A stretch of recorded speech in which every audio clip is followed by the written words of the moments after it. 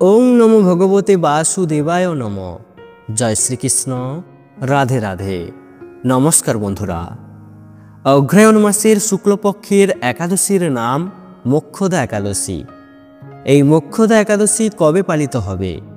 বন্ধুরা, বছরের 24টি একাদশীর মধ্যে এই মোক্ষদা একাদশী খুবই গুরুত্বপূর্ণ একটি একাদশী।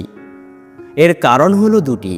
প্রথমত, এটি হলো বছরের শেষ একাদশী, আর দ্বিতীয়ত, এই দিনেই ভগবান শ্রীকৃষ্ণ অর্জুনকে উদ্দেশ্য করে সমগ্র মানব জাতিকে ভগবদ্গীতার অমৃত উপদেশ প্রদান করেছিলেন, যার জন্য বন্ধুরা এই মোক্ষদা একাদশীকে গীতা জয়ন্তীও বলা হয়ে থাকে। বন্ধুরা, এই মোক্ষদা একাদশীতে ভগবান শ্রী দামোদরের পুজো করা হয়।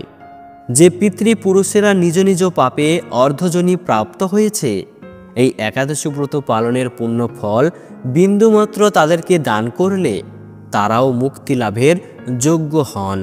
এই একাদশীর মাহাত্ম্য কথা বা ব্রত কথা শ্রবণ করা মাত্রই সেই ব্যক্তি বাজপেয় যজ্ঞের ফল লাভ করেন।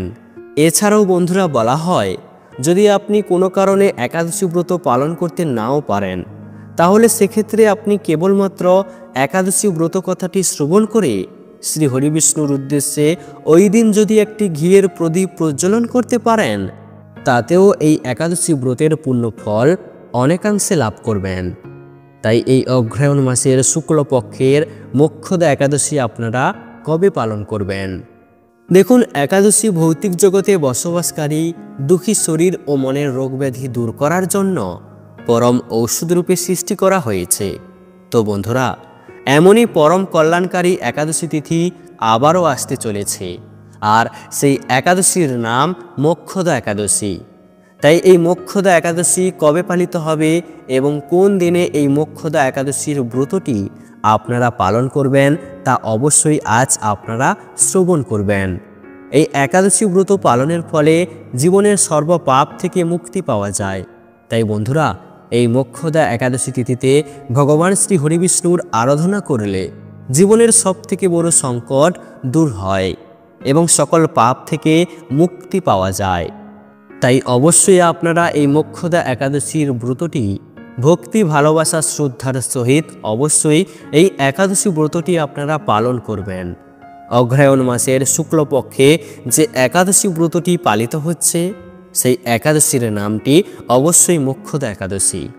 তাই এই একাদশী কবে পালিত হবে এবং কোন দিনে এই একাদশীর ব্রত আপনারা পালন করবেন এবং এই একাদশী তিথিটি কতক্ষণ থাকছে এবং এই মোক্ষদা একাদশীর দিন কি করবেন ও কি করবেন না, এছাড়াও এই মোক্ষদা একাদশীর দিন কি খাবেন ও কি খাবেন না, এই সব কিছুই আপনাদের সাথে আজকের এই ভিডিওতে বিস্তারিতভাবে আলোচনা করা হবে।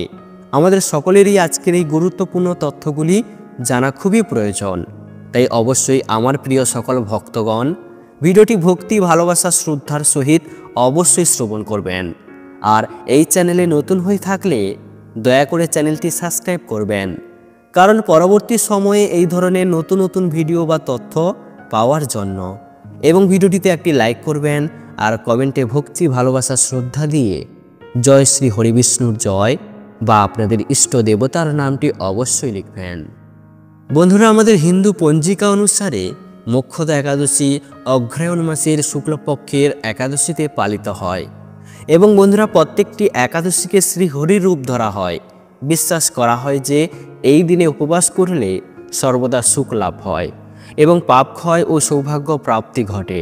তাই এই মোক্ষদা একাদশী পালন করা আমাদের হিন্দু পঞ্জিকায় অন্যান্য সকল একাদশীর উপবাস পালনের সমতুল্য। তাই এই মোক্ষদা একাদশী আপনারা কবে পালন করবেন এবং এই একাদশীর মাহাত্ম্য কী, এই সব কিছুই আজ আপনাদের সাথে আলোচনা করা হবে। বিশ্বাস করা হয় যে যে কেউ যথাযথ আচার অনুষ্ঠানের মাধ্যমে এই মোক্ষদা একাদশী উপবাস পালন করলে এবং ভগবান বিষ্ণুর উপাসনা করলে তার জীবন থেকে সকল পাপ, দুঃখ, কষ্ট অচিরেই বিনাশ হয়। তাই যেই ব্যক্তি ভক্তি সহকারে এই মোক্ষদা একাদশী ব্রত উপবাস পালন করেন, তিনি অবশ্যই বৈকুণ্ঠ ধাম প্রাপ্ত হন।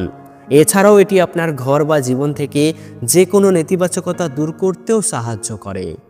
হিন্দু ধর্ম অনুসারে নারী পুরুষ নির্বিশেষ 8 থেকে 80 বছর বয়সের যে কোনো ব্যক্তির ভক্তি সহকারে পবিত্র একাদশী ব্রত পালন করা অতি অবশ্যই কর্তব্য।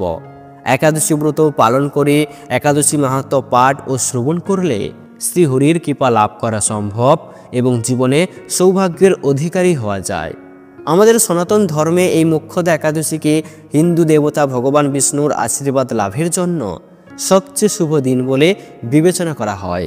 তাই এই দিনে ভগবান বিষ্ণুর উপাসনা করলে জীবনের সর্বপাপ থেকে মুক্তি পাওয়া যায় এবং জীবনে সমৃদ্ধি আসে এবং একজন ব্যক্তি মানসিকভাবে শক্তিশালী হয়। তাই এই মোক্ষদা একাদশী পালিত হবে। এই বছর মোক্ষদা একাদশী 2025 সালে পালিত হবে 14ই অঘ্রাণ 1 ডিসেম্বর সোমবার। তাই আপনারা অবশ্যই সোমবার এই মোক্ষদা একাদশীর উপবাস পালন করবেন। বন্ধুরা, এবার আমরা শ্রবণ করে নেব এই মোক্ষদা একাদশীর মাহাত্ম্য কথাটি। যুধিষ্ঠির বললেন, হে বিষ্ণু, আপনাকে আমি বন্দনা করি। আপনি ত্রিলোকের সুখদায়ক, বিশ্বেশ্বর, বিশ্বপালক ও পুরুষোত্তম। আমার একটি সংশয় আছে। অগ্রহায়ণ মাসের শুক্লপক্ষের যে একাদশী, তার নাম কি, বিধি বা কি ও কোন দেবতা এই একাদশীতে পূজিত হন তা আমায় বলুন। শ্রীকৃষ্ণ বললেন, হে মহারাজ, আপনি উত্তম প্রশ্ন জিজ্ঞাসা করেছেন, যার মাধ্যমে আপনার যশ চতুর্দিকে বিস্তৃত হবে। এখন এই একাদশীর কথা আমি বর্ণনা করছি, যা শোনা মাত্রই বাজপেয় যজ্ঞের ফল লাভ হয়। অগ্রহায়ণ মাসের শুক্লপক্ষে এই একাদশী মোক্ষদা নামে পরিচিত। সর্বপাপনাশিনী ও ব্রতর মধ্যে সর্বশ্রেষ্ঠা এই একাদশীর দেবতা শ্রী দামোদর।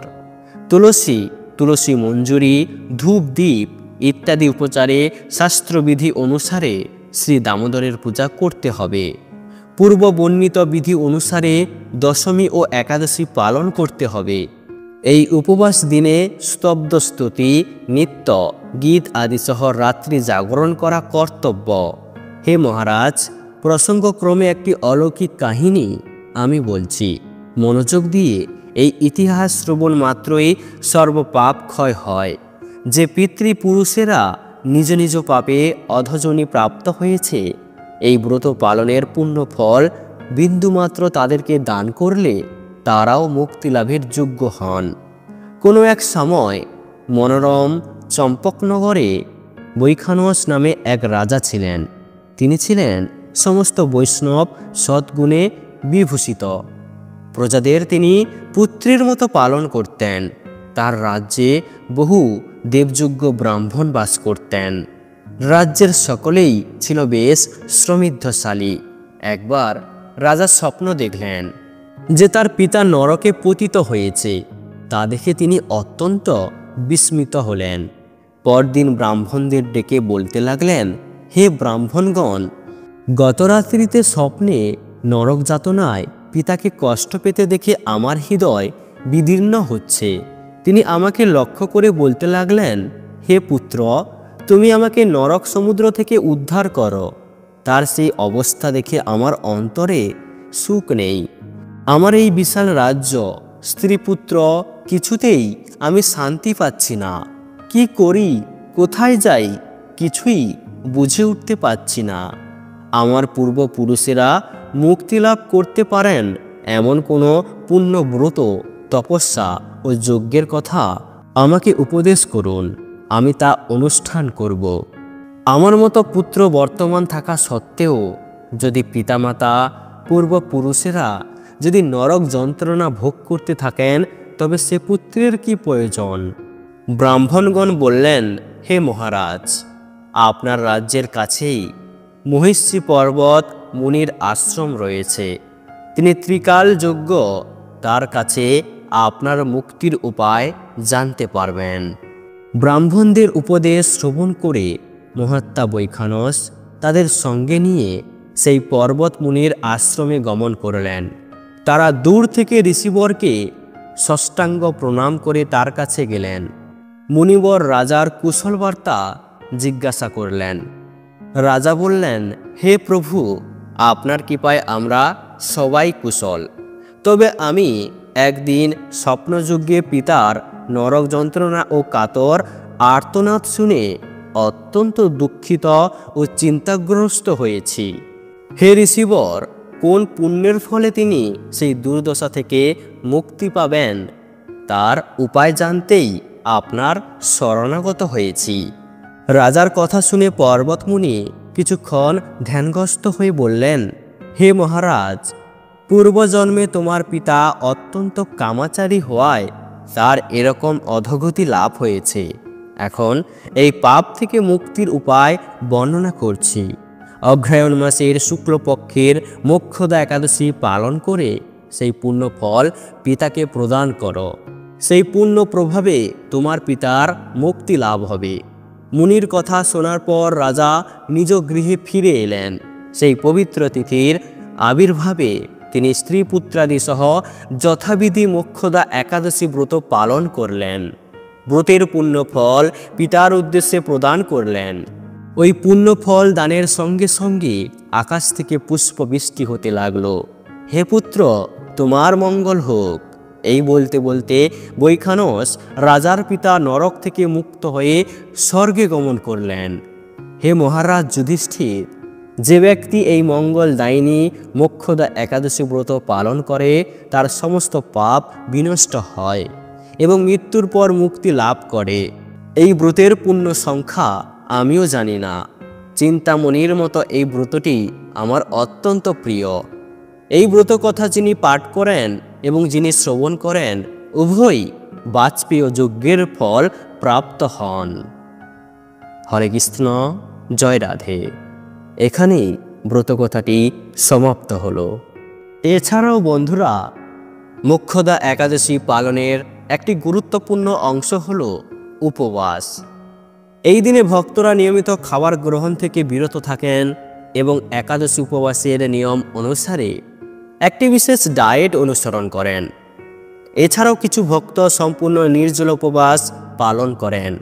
তারা সারাদিন ধরে জলপান করে শরীরকে আর্দ্র রাখার জন্য উপবাসের সময় যে কোনো ধরনের আমিষ খাবার, অ্যালকোহল বা বাজারের খাবার এড়িয়ে চলা অপরিহার্য, কারণ এগুলো অপবিত্র বলে বিবেচিত হয়। এছাড়াও এই মোক্ষদা একাদশীর দিন সকল প্রকার ক্ষৌর কর্ম সম্পূর্ণভাবে নিষিদ্ধ। যেমন এই দিন দাড়ি গোঁফ কাটা, চুল নখ কাটা ইত্যাদি সম্পূর্ণভাবে নিষিদ্ধ। না হলে আপনি মা লক্ষ্মী ও নারায়ণের আশীর্বাদের হাত থেকে বঞ্চিত হবেন এবং মা লক্ষ্মীর কৃপা যে ব্যক্তির উপর থেকে উঠে যায় সেই ব্যক্তির জীবন থেকে দারিদ্রতা কখনো দূর হয় না। তাই অবশ্যই এই পবিত্রতম দিনে চুল কাটা, নখ কাটা, দাড়ি গোঁফ সেভিংস করা এইগুলি সম্পূর্ণভাবে নিষিদ্ধ। অবশ্যই এই একাদশীর সময়কালে সবজি কাটা থেকে সতর্ক থাকতে হবে, কারণ একাদশীর দিনে রক্তক্ষরণ করা শুভ বলে মনে করা হয় না। তাই সবজি কাটা থেকে বিরত থাকতে হবে যেন কোথাও কেটে না যায়। একাদশীতে রক্তক্ষরণ অতি অবশ্যই বর্জনীয়। একাদশী ব্রত পালনে ধর্ম, অর্থ, কাম, মোক্ষ আদি বহু অনতীর্থ ফলের উল্লেখ শাস্ত্রে থাকলেও শ্রীহরির ভক্তি বা কৃষ্ণ প্রেম লাভই এই ব্রত পালনের মুখ্য উদ্দেশ্য। সকল কৃষ্ণ ভক্তগণ শ্রীহরির সন্তোষ বিধানের জন্যই এই ব্রত পালন করেন। তো বন্ধুরা, অবশ্যই আপনারা এই একাদশী ব্রতটি ভক্তি, ভালোবাসা, শ্রদ্ধার সঙ্গে পালন করবেন। তো বন্ধুরা, ভিডিওটি আজ এই পর্যন্ত। ভিডিওটি দেখে ভালো লাগলে একটি লাইক অবশ্যই করবেন।